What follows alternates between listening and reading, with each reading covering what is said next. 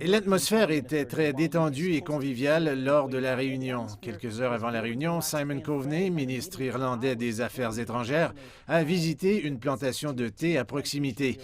Il a dit qu'il était impressionné par la modernité de la plantation et qu'elle avait été transformée en une destination touristique attrayante.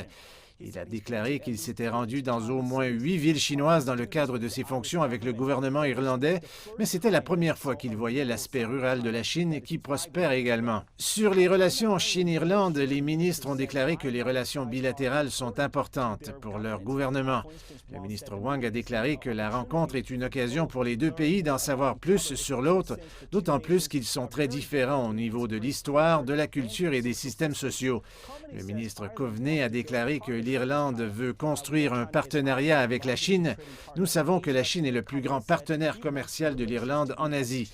Durant la journée, Simon Coveney a expliqué qu'il souhaitait que les relations fonctionnent dans les deux sens, disant que l'Irlande vend 85 % de tout ce qu'elle produit et possède l'économie la plus ouverte du monde en termes d'investissement international. Maintenant, les liens commerciaux sont confrontés à certaines incertitudes, compte tenu que la rencontre intervient à un moment où les relations Chine-Union européenne traversent des moments difficiles. Le Parlement européen a tenu un vote sans équivoque pour suspendre une entente sur l'investissement longuement négociée avec la Chine.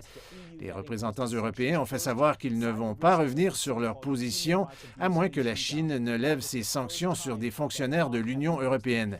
Mais c'était l'UE qui a d'abord imposé des sanctions, citant les prétendus abus des droits de l'homme au Xinjiang. C'était la première fois que les 27 imposaient des mesures punitives contre Beijing en 30 ans. Cependant, l'Irlande, l'un des membres de l'Union européenne, ne prend pas une position intransigeante sur la politique de la Chine au Xinjiang. Auparavant, le ministre Coveney a déclaré aux journalistes qu'il pense que le génocide est un mot fort et il croit qu'une relation avec la Chine est une réalité essentielle, étant donné l'énorme économie de ce pays.